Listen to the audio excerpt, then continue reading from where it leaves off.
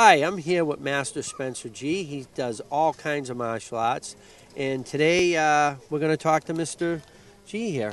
So, hey, Peter. How you doing? I'm doing well. How about yourself? I feel great. This is the best part of my weekend since the storm of Irene in New York. I'm glad to be here in Ware, New Hampshire. And that's where we are. We're in Ware, New Hampshire. Where? Where? Where? Right. Ware, New Hampshire. Thank you. Okay. Anyways, so what martial arts did you teach today? Today I did a little bit of pananandata. It's a form of Filipino martial art.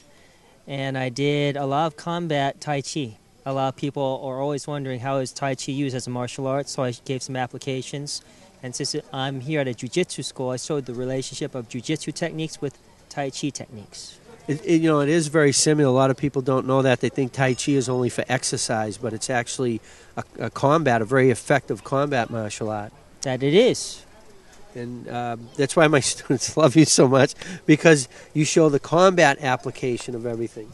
Well, the great thing about jiu-jitsu is it teaches you the how and the why of why martial arts works. And in your book that's out now in Ketsugo Jiu-Jitsu, it's excellent about the leverage and the mechanics of why martial art techniques work, in particular the locking techniques.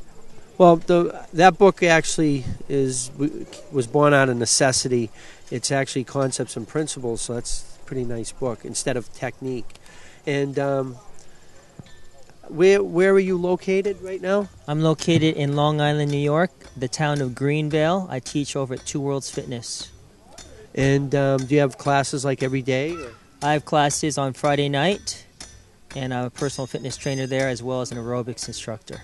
Okay, so sometimes people come in if they want to lose a little bit of weight or get toned up, you can help them. I can. Awesome.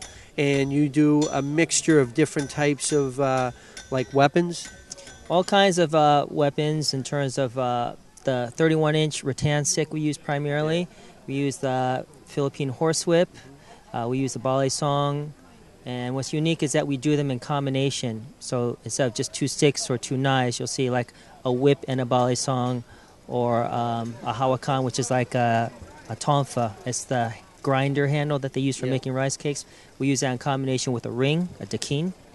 So we use asymmetric weapons, and you have to be able to split your mind up in two different ways to do two different weapons at the same time. I watched you teach a lot of the weapons, and I was very, very impressed. My students love having you here.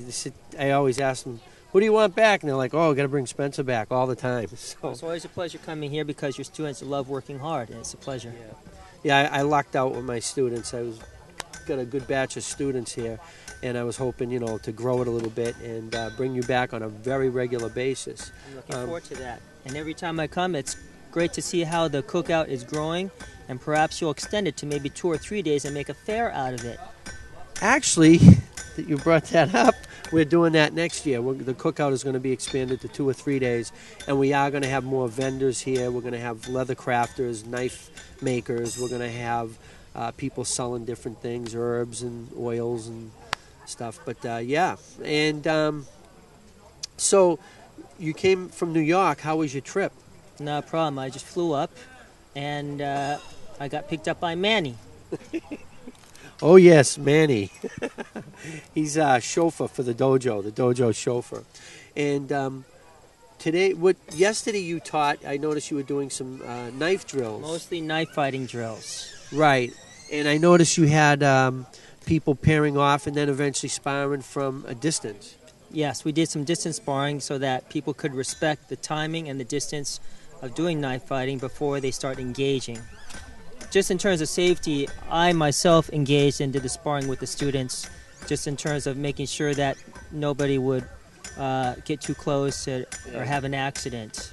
I noticed you were more like a coach rather than a drill sergeant. You were coaching them along, and I noticed you sparred every single student, and a lot of instructors don't do that. No, if you want to improve the skill of a martial artist, it's just like being an athlete. That's why you refer to them as a coach. So instead of making it this mystical, aloof, distant objective, you try and make it something that they can relate to, like a sport, like an activity where you are coaching them and you're giving them feedback, hands-on, constant encouragement as opposed to downgrading them. Encourage them and uplift the student or the athlete. Right. And you do a good job at that, too. Well, I learned from watching you. Yeah, right. I learned from watching you. Well, I read all your books, and I watch all your videos on YouTube. Now I'm a master. Uh-oh. Now we're in trouble. All right. Is there anything else you'd like to add? I'm looking forward to coming back to 2012 Peter Freedman's Cookout, extended to 2 or 3 days, where we'll have more activities and more fun. Thank you. And we're looking forward to having you back and all the other great people. Thank you, Mr. Spencer. Thank you very much, Sensei Guru Peter Freedman. Thank you very much.